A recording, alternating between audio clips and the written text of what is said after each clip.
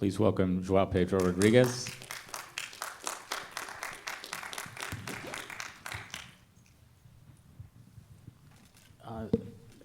Let me start by asking you about Macao. Why Macao for the starting place of a film? Was it the place? Was it the von Sternberg film that got you thinking about doing your own Macao film? This film is co-directed with João Guerra, which is actually arriving as we speak. So, and perhaps he was the main reason to go to Macau, because he lived as a child in Macau. Macau was a Portuguese colony. It was one of the first Western colony there was in the Far East. And he lived there because his father worked in the Navy, and so he was always telling me stories about his childhood times. But they were. He had the picture. He had an image of Macau that was seen through the eyes of a child, so it was quite a fictitious image of that city, and. Myself, I had never been to Macau, and João Ruiz, he worked as an art director in my previous films, and we co-directed some shorts that are kind of Asian themed. So it made sense for us to co-direct this film, because I also do films by myself, and it doesn't mean that now we are going to start to co-direct all films. But there was this, in a way, these two fictions: his childhood fiction, and myself that had a fictionalized Macau also in my head, because I knew it from films, from Sternberg film, and from other films. There's even a 007 that has a very short sequence shot there, and he remembers the film being shot there because he was living there at the time.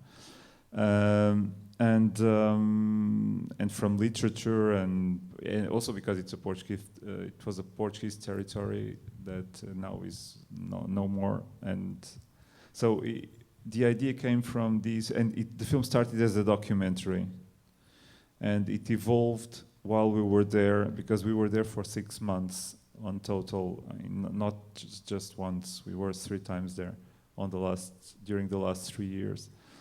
And it evolved while we were there, and also during the editing process. And it changed, and it became something. It was as if the city was talking to us and telling us in which direction to go. Did you have anything resembling an actual script at any point, or was it really a process of sort of finding the film day to day, both in the shooting and the editing? The starting point we had was going back to the places that he remembered, that Jean-Louis remembered, like the house where he lived, the school where we went to school, the market where he went with his mother, the beach, the bridge, like these anchors, physical anchors in the city that. And then from those places, what happened to us, because it was made with a very, very small crew. It was both of us and a sound recordist and an assistant, and sometimes we had a translator to help us. Because in Macau, even though it's Portuguese is still one of the official languages of the city, almost anybody speaks Portuguese. And so sometimes there was some translation needed, as we don't speak. He spoke Cantonese before when he left, but then he forgot everything. It was a long time ago. And so we departed from those places, and while we were going to those places, sometimes it's quite a labyrinthic city. We were taking different routes, and we arrived in places that sometimes were more interesting to us than the actual places that we're going to shoot, that we were supposed to do, to shoot. And so the film started in a very, I don't know, it's like a path that was traced around the city, like with a lot of curves, and we there wasn't really a script to arrive where what you asked before. It was most of the story that happens, the plot that then we constructed was built during the editing process, and also during the last trip we took there, when there we shot some scenes that we knew we needed for the. You brought along a black glove when you went to last. Okay, I'm wondering if you had any other. The film directly references the Sternberg film, but I think, may also think about Chris Marker when we're watching the film, both because of the kind of combination of essay film and travelogue, and also because we see quite a few cats, and one always thinks of Chris Marker when we see cats. But I'm wondering if you had any other sort of reference points, maybe for the form of the film, as opposed to direct citations like the Sternberg. The cat, there's a lot of cats and there's a lot of animals, but because there's in my previous films, I think they deal a lot with the animality or instinct in the characters and in people, in humans. And so whenever we saw animals, I was all the time shooting them, not knowing really where will they end up. But of course, Chris Marker is someone. When you're playing with time and space, as we did, it's hard not to think about Chris Marker. And there was also, while we were there, Jane Russell, who is the star of Macao, her and Mitchum died. And we knew about her death through the papers, the Portuguese papers that still exist in Macau. And for us, that was kind of a coincidence that made sense. And as it was also taking us and telling us which direction to go. And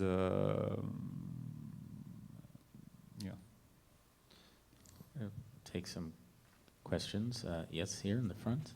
I'll wait for the microphone coming around.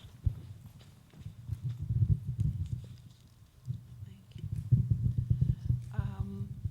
It's such a beautiful photography, and I hope you don't get angry if I compare, that you have done for Macau, which is the character of your film, as Woody Allen has done for Manhattan. It is remarkable. It's beautiful, but at the same time, you're making a political testament against the cultural revolution of Mao, because all those statues, with the head that was cut, all these firecrackers that were the only thing that they were doing in Macau at that time, because I visited Macau and it was the only thing that they did, and Mao pictures were all over. Is that what you wanted to imply? Macau was also, as it was Portuguese, there's a lot of refugees from the Cultural Revolution. That one of the places they went was Macau. For instance, João Rui, who is the co-director of the film, most of his employees were people that escaped. They had to swim because Macau is a peninsula with 2 islands, and it's connected by, there's a border, but that goes across a canal. And that canal that you see at a moment in the film, it's still surveilled, and there's a lot of, as also we say in the film, there's a lot of, even if it's Chinese now, it's like Hong Kong, so not all Chinese people can go to Macau. They have to get a special permission, and it's not always granted. So it was always for João Rui and his family, as his father worked for the government. They could not go to China when he was there, and that was back in the 70s. Now everything is different, and even if you, as you know, you need a visa to get in China, but the circulation, there's a lot of people who live actually in China and go to work in Macau. There's a lot of commuters who cross the border every day. And we also wanted to make, because when Portugal left Macau, the pavement, we paved not the whole city, but a lot of the city with these typical Portuguese pavements, which we find a little ridiculous. And the film tends also to be, even if it's like more kind of a personal portrait of the city, it tends to be quite of critical from what the legacy, what we left there. Because Macau now, it's like a theme park. It's mostly a gambling town. It's as also the film says, it's a Las Vegas of the East. And people go there to gamble because it's illegal around in China and in Hong Kong. And but at the same time, they can also make a cultural visit of our past and the buildings that were restored, and that now they are part of the UNESCO patrimony, World Heritage. But we could never really. It's as simple as nobody speaks Portuguese, so we were always there, but not being there. It's a really strange thing. But it was there was never, because we had other colonies, for instance, in Africa, where we had where there was a war and we were kicked out of Africa. With reason, but there were our relation with the Chinese government was always very, how do you say, with no problems, and because it was really the Chinese who always ruled in Macau. Yes, Brad. Obviously, the film has sinister undertones and overtones. Do you feel Macau has a sinister quality?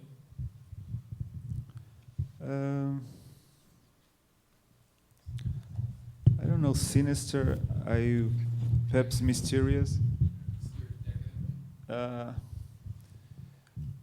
Perhaps mysterious. It was, we looked for, there's, especially when night falls, and if you're not in the areas of the casinos, there's, it's very empty, as you can see sometimes, which is very in a big contrast with during daytime. There's a lot of people because it's very, very densely populated. And we felt there was an ambience of film noir and thriller, that perhaps that's where that sinister quality comes from. And we wanted to go also in that direction when we started to invent a story to tell about these images. And we thought the film as if it was almost, because we talk both during the film. Most is João Rui who speaks, who does the voiceover. But we thought about as a friend telling a friend about a story and about a city. And it could be, I think even the film, if we were back there in the screening, the screening room, we could perhaps tell a different story.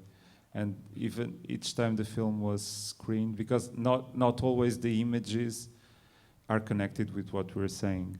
And so we thought of the film of like two, from one side the image and the sound on the other side, and sometimes they are synchronous, sometimes they're not, sometimes they're late, sometimes they're faster, they run faster. Yeah, Jim here.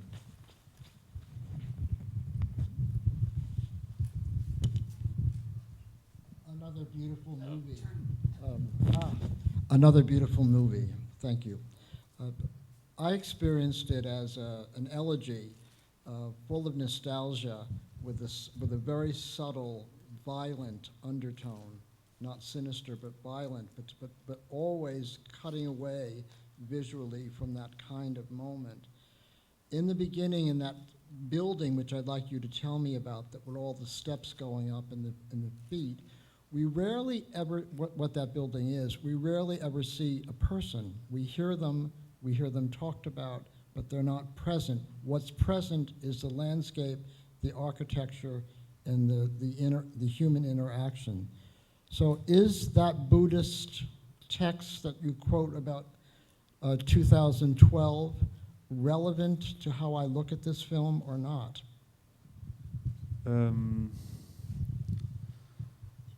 That building is, it's called, I don't know how to say it in English. It's the early banks in China.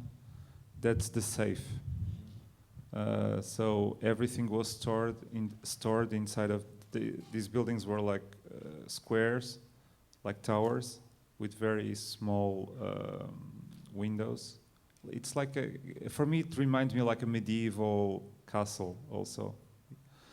As they were very thick, people could not just money but things could to keep or how do you say that in English? I don't know. When you pawn shops. Yeah.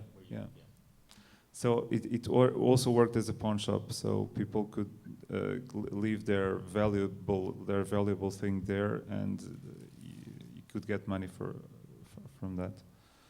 And the idea of not showing the characters was because it's also about the disappearance of a city, of a disappearance of a city in João Rui's memories, and how it wasn't clear anymore how the city was, and also there was also a practical side of it, because this film was made with a very, very small budget, and we didn't have money to pay actors. And so what we did was we played ourselves, and the sound recorder and everybody that was involved with the film, we played every role of. So we went around with the clothes. For instance, me, I was the guy with the sweater, like the brown sweater. João Rui was the guy with the leather jacket and the leather gloves. Yeah. It's both of us, because we exchanged the bird cage from each other, and so whenever there was a place that we liked and that we thought it was good, and also with the bird cage, we were always running around with the bird cage, and we shot also because we shot 150 hours for footage for the film. I don't know, you call it footage? You still call it footage in HD? I don't know what to call this. Okay, but so a footage and so we played ourselves, and as we were playing Chinese people, we couldn't see, or we just saw the hands, and we also wanted to make a kind of an abstract film noir and thriller, and like the end.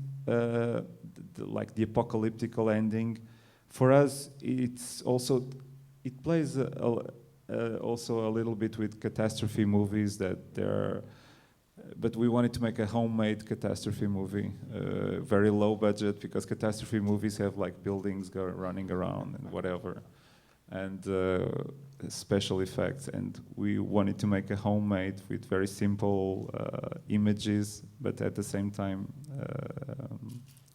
play with that, because we wanted to be playful, as I think also Chris Marker's films are playful. Who did you say was the narrator? Earlier you said. The narrator? The narrator. It was me and the other co-director. It was mostly, and then there's a lot of Chinese people also. The Buddhist. The Buddhist text is like it's something that we wrote ourselves. It's not like a citation. It's like we wrote a letter. The influence for that letter. There's a film by Max Ophuls called "The Letter from an Unknown Woman," and Candy's letter starts exactly with the same words. when you read this letter, I may be dead. And so, and then we wrote like a crazy letter and a crazy story. I'm wondering, you mentioned a gang that was, Chinese gang, that was violent, very influential. And were you referring to a real gang, or did you make that up to go with your story? In other words, is there a criminal element operating in Macau? Yes, there is, as in China, but it's not like I was never in touch. But if you see Johnny To's films or like Hong Kong directors, there's always gangs and mafias and triads. You say triads? Yeah, you say triads. There's still triads operating in China and in Hong Kong and in Macau. It's not as violent as it was before. When, for instance, when Jean Rui lived there, he remembers there's a place called the Reservoir where sometimes bodies appeared floating. It doesn't happen anymore like that. They get rid of bodies more sophisticated. They have more sophisticated ways of getting rid of. Perhaps. Unfortunately, we have to stop there for time, but João Pedro, thanks so much for being Thank you. here. Thank you.